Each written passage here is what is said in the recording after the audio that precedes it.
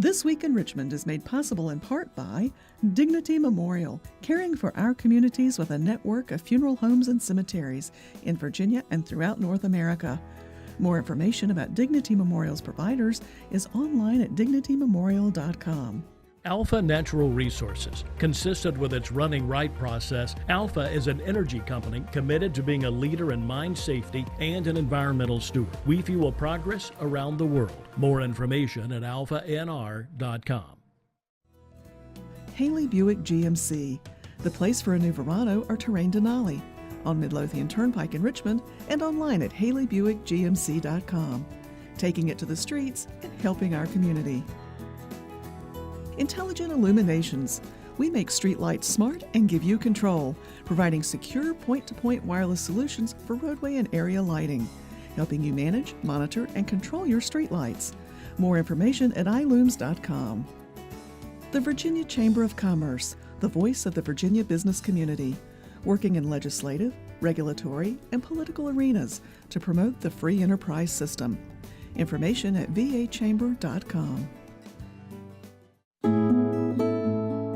It's amazing what my students with special needs can accomplish. Their pride is priceless. That's why I teach. Brought to you by the Virginia Education Association, because a good education is good for everybody. Additional support is provided by these sponsors.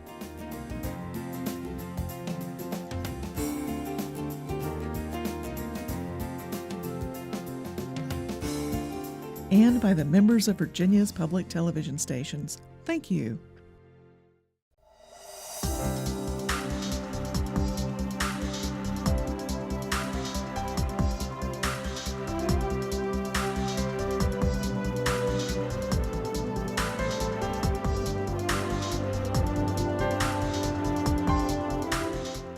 Welcome to This Week in Richmond, and a welcome back to Senator John Miller from Newport News. Appreciate your being on. A veteran reporter for television in Hampton Roads and now a state senator since 2008. Appreciate your being with us to inform our viewers on some of the hot issues that you're wrestling with here almost midway the session. Well, David, I appreciate the opportunity to be back with you. It's always nice to revert to a previous role. Yes. Almost 20 years on television in Hampton Roads, and it's like being home. Yes. Yeah. So what would be some of the top issues that you'd want to bring people's attention to? They may be some that they've been reading about and they just need to hear more details, or there may be something that's kind of slipping through that they're not really aware of. Well, my main focus has been on education my entire 8 years in the Virginia Senate, and this year I've again focused on SOL reform. I have just presented a bill. It wasn't successful, but I think we test too much in our schools, and SOL tests are high-stake tests at the end of a semester. And we started out with 17 of them. We ballooned to 34 a year ago, and through my legislation and some legislation in the House, we brought that number down to 29. My bill this year said we would only have SOL tests in the subjects the federal government required us to have them in. That would be 17 total SOL tests. Bring that number down even further. Still a large number. It is a large number, and we want to be accountable. We want to know that our children are learning something, but we don't want to test them to death. And my fear is that we spend so much time teaching to the test that we're creating a great generation of memorizers, but not critical thinkers. And we need to shift those tests away from complete memorization to critical thinking skills. The SOL Innovation Committee, which is looking at SOLs and how we can empower teachers to get back and just teach. I'm a member of that committee, and that's where we're headed. That's where the Board of Education is headed, to lower the number of SOL tests. One of the criticisms of the bill was that, well, the SOL committee hasn't reported that that is one of their findings. But we're headed in that direction. I'm sure next year we're going to say we need to lower the number of SOL tests. But I just didn't want to waste a whole year of having the Department of Education plan for this, because we know it's coming. You know, just today I heard one of your colleagues introducing a group of students in the gallery from a private school, and he commented that they were not just taught what to learn, but how to learn. And I think that's certainly what you're trying to get at, and others are too, and trying to get away from just this teaching to the test that's almost put on teachers with all these SOL tests. Yeah, we hear a lot of stories about children who go into an SOL test and they're stressed, they're tied up in knots, and we want to make an educational experience an enjoyable one. We want them to be able to learn. I heard a great quote the other day that you don't fatten up a hog by constantly weighing him. And that's what I think we're doing Yes. with all these SOL tests. Yes. Well, we'll get certainly the viewers and all of us will be keeping attention on those. You've also been doing work on redistricting.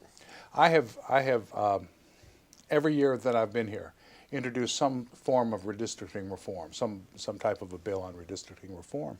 This year, the bill is the same as the one that I introduced last year. It passed the Senate with overwhelming bipartisan support, and it simply says that come November, we'll have a question on the ballot that says, should the General Assembly create an independent commission to redraw the political boundaries? We've got to get the pen out of the hands of politicians, the people who have a vested interest in the outcome, and give it to folks who are impartial.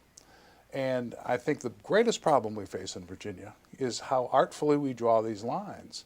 You know, we're going to have 140 members of the House and Senate up for election. And I bet you and I could sit down and predict 130 of the winners and be absolutely right, because the lines are drawn so precisely that they're not competitive. And so I think if we stop protecting ourselves and just let folks with common sense in there to draw the lines, we'd have much more competitive elections. These elections shouldn't be decided whether you have an R or a D after your name. It ought to be decided on your vision for Virginia. And we should not be picking our voters before they get a chance to pick us. So I hope the House will see the wisdom in this very modest reform. It's a non-binding referendum, but I think we ought to ask the people of Virginia, is this the direction you want to go? And correct me if I'm wrong, but in the Senate, this has had some bipartisan support. It's not singly one party against the other, and so maybe that's some reason for some hope that the other chamber will do the same. Well, I'm a Cubs fan, so I am internally optimistic. I hope that the House will see the wisdom, but the people get it. The people understand that we ought not to be drawing lines to favor one party or the other, and both sides have done it. It's just that now with computers you can get down to streets. I will tell you one story. In the old days, Hunter Andrews was majority leader and Democrats were in control. When I was campaigning in 2007, I was walking down a street in Hampton, and I was only knocking on doors on the right-hand side of the street. And I turned to the fellow who was with me, and I said, aren't there any Democrats on the left-hand side of the street? He said, I don't know, you're just supposed to knock on the right-hand doors. And I got to the end of the block, and a woman recognized me and invited me in, gave me a Coke, and she said, I was Hunter Andrews' secretary. And I said, well, maybe you can answer a question for me. How come I'm only knocking on the right-hand side of the street? And she said, well, he asked me if I wanted to be in his district, and I said yes, so he drew the line up the middle of the street, and the right-hand side of the street is Hunter's district, and the left was somebody else's, and so that's the way we used to do it.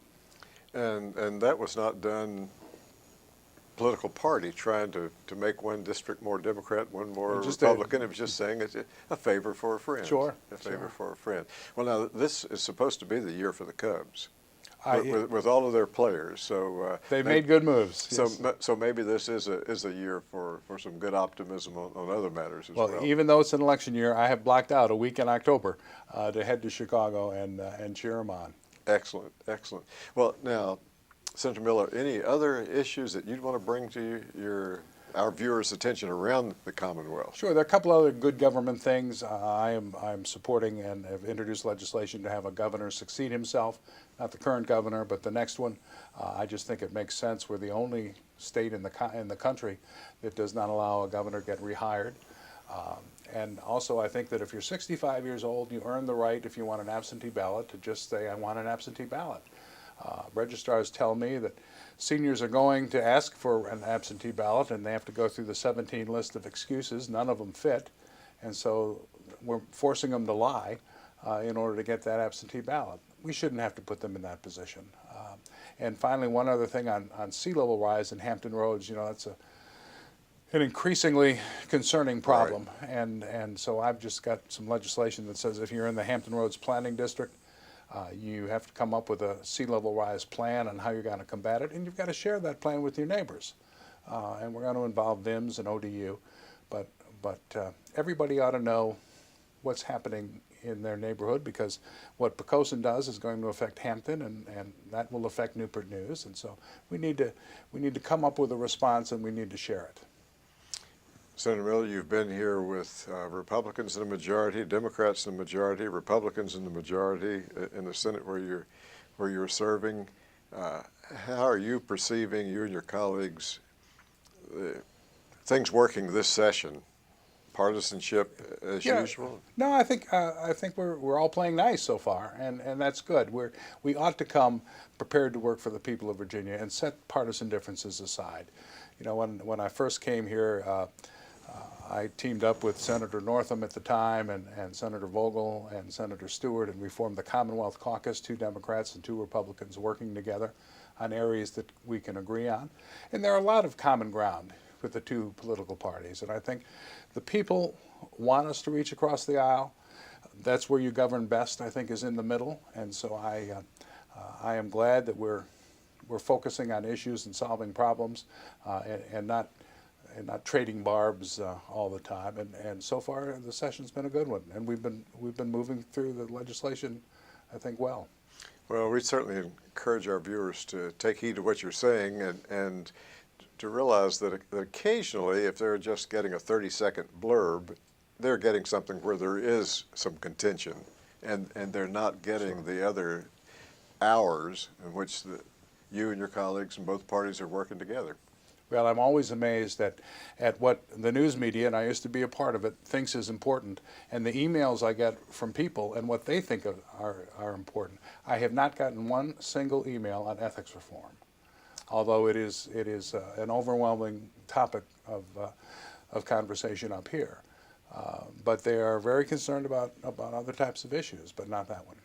Are they concerned about jobs, or what are they, as you think about the ones that are contacting you, what kind of rises to the top? I will tell you, the one at the very top is feral cats, and I have gotten over 2,000 emails from around the world on the feral cat issue.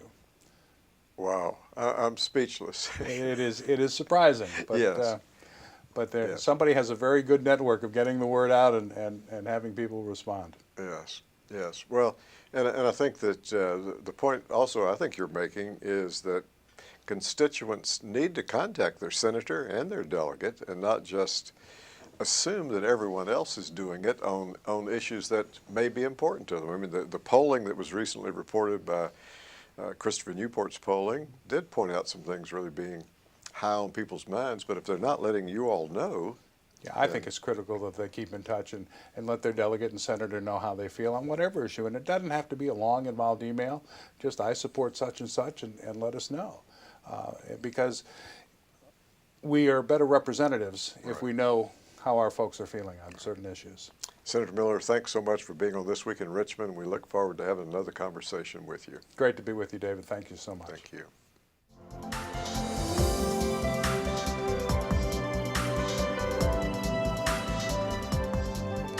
I'd like to welcome Jeff Schapiro, Richmond Times-Dispatch, back to This Week in Richmond.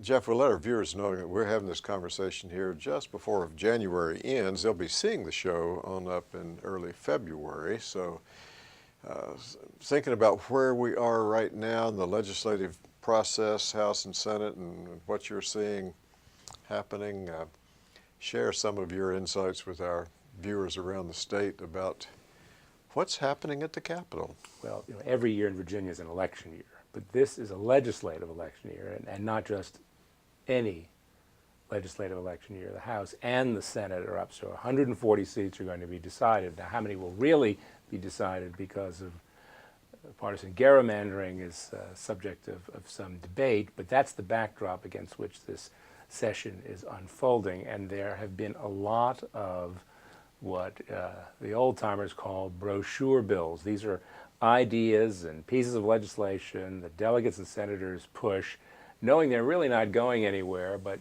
that they can kind of get in the record, so when they stand for election, stand for re-election, they have something they can talk about. And there's been a lot of that in this session. And it's a reminder of the very different constituencies that Democrats and Republicans have, and maybe more a reminder of how increasingly extreme and opposite their constituents are. So, for example, the Republicans have been pushing the idea of another constitutional convention. We've discussed this. I think as you pointed out, it was an idea that wasn't going anywhere. Last year, the Republicans in the House were perfectly happy to kill it off, but this year they embrace it with a certain gusto. Even the Speaker of the House is in favor of it. That Bill Howell is in favor of it, I think, is just a reminder that he finds himself in the uncomfortable position of facing a primary challenge from the right. This is the challenge that Republicans increasingly face as Democrats increasingly face challenges from the left. So it is a political year. It is not one in which there's going to be an enormous amount of progress other than maybe decorative. That may sound somewhat cynical, but given, for example, the ethics controversy that preceded this legislative session, I don't know that that's all that unusual. The boys and girls of winter are going to want to do as little as possible to get through this election cycle in the best possible shape. As you've been watching both House and Senate, seeing that in both chambers this time around because of the election? Oh, absolutely. And the corollary to this is the liberating effect of retirement. John Watkins, who's a moderate Republican, at least moderate by Republican standards, from Powhatan on one of the Richmond fringe suburbs, is retiring and has so far, having gone rogue, if you will, killed two very important Republican bills in the Senate. One was a bill that would have denied the sons and daughters of illegal immigrants that prized discount on college tuition at state universities and state colleges. Another, heavily pushed by the Republicans and killed on John Watkins' vote, requiring registration by party. So there is another side to the politics of an election year session. Occasionally, people like Watkins racing the exits feel less encumbered. Yes, it certainly has made for some interesting votes, as you pointed out too, and we're approaching halfway the session, and who knows what's still out there. What about in budget matters? Is because of all the work that was done during that special session, do you see hearing any big holdups there? Well, there are indications that the economy is improving. We're seeing improved collections of tax dollars in some areas. Some of these seem to be one-off improvements. The jobless rate is below 5%. There is this continuing concern about automatic across-the-board federal budget cuts, sequestration. This is a state, 26% of our economy, more than a quarter of our economy, is driven by federal spending, direct and indirect. That has a huge impact on the budget.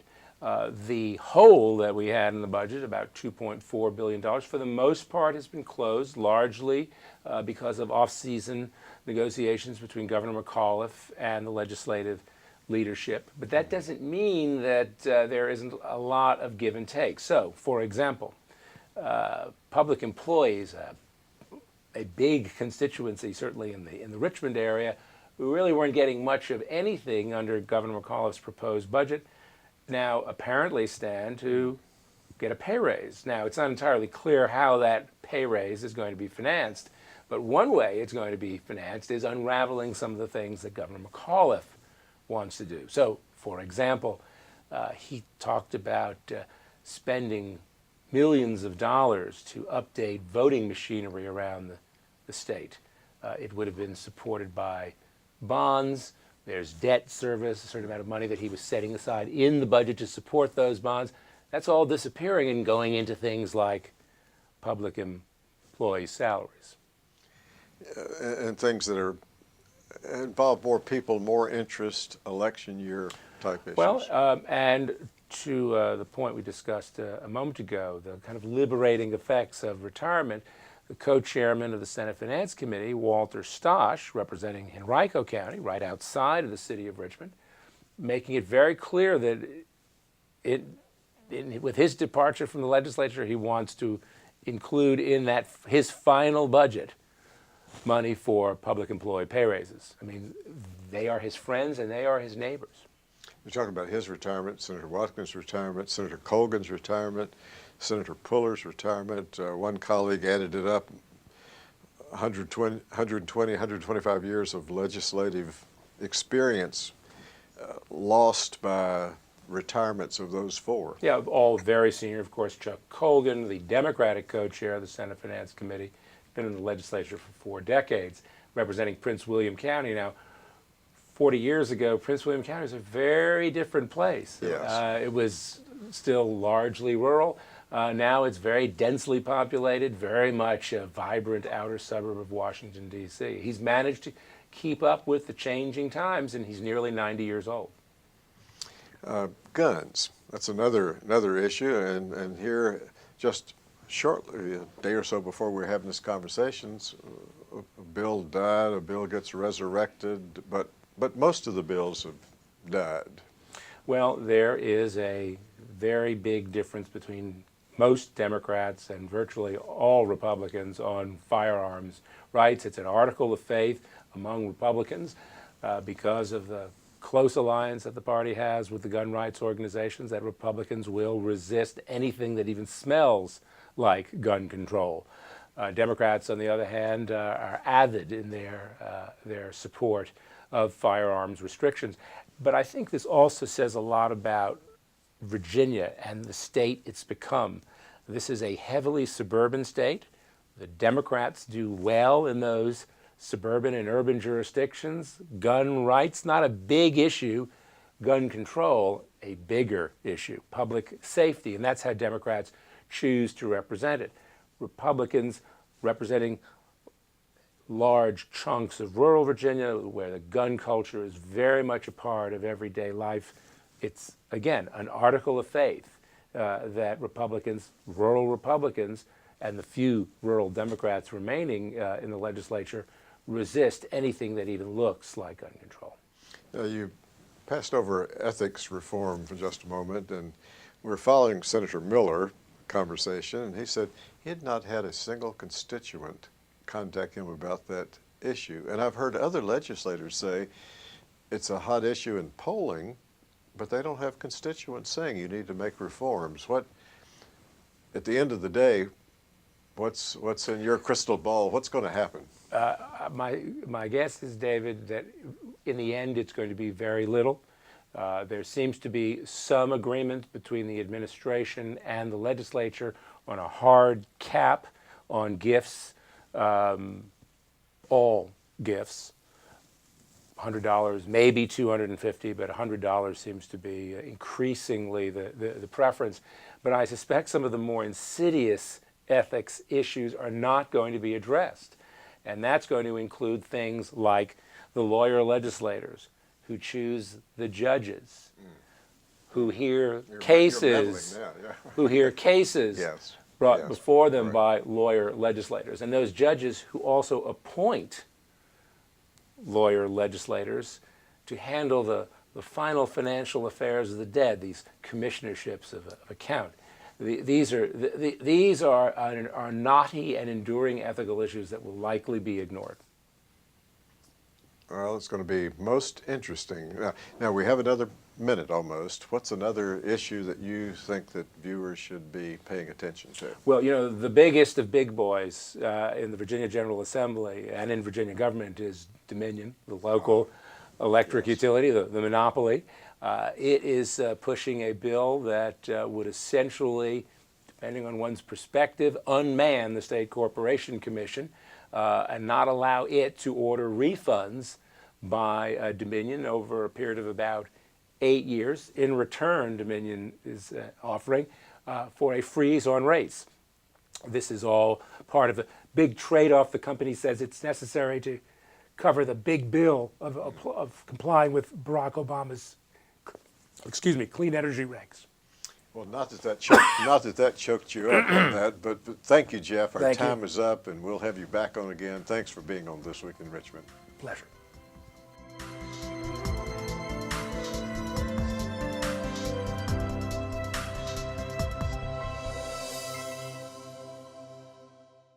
This Week in Richmond is made possible in part by Dignity Memorial, caring for our communities with a network of funeral homes and cemeteries in Virginia and throughout North America. More information about Dignity Memorial's providers is online at dignitymemorial.com. Alpha Natural Resources, a leader in mine safety and an environmental steward. Haley Buick GMC in Richmond and online at haleybuickgmc.com. Intelligent Illuminations, helping you manage, monitor, and control your streetlights.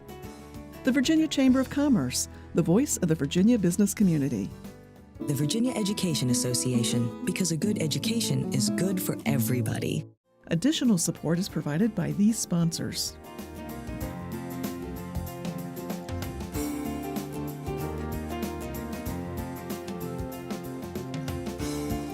And by the members of Virginia's public television stations. Thank you.